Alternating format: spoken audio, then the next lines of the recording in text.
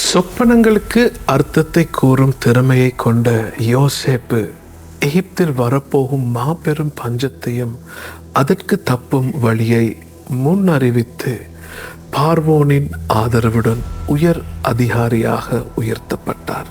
இச்சம்பவங்கள் எகிப்தில் இஸ்ரவேலரின் அடிமைத்தனத்திற்கு அடித்தளமாகும். பல ஆண்டுகள் செல்ல யோசேப்பை அறியாத ஒரு புதிய பார்வோன் ஆட்சிக்கு வந்தான்.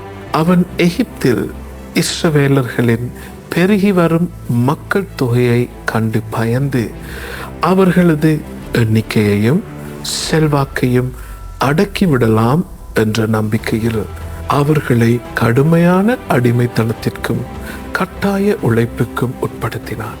பெருகி வரும் இஸ்ரவேலரின் மக்கள் தொகையை குறைக்கும் நம்பிக்கையற்ற முயற்சியில் ஈடுபடும் பார்வோன் அனைத்து எபிரேய ஆண் குழந்தைகளையும் முறையாக கொல்ல ஒரு பயங்கரமான ஆணையை வெளியிட்டான்.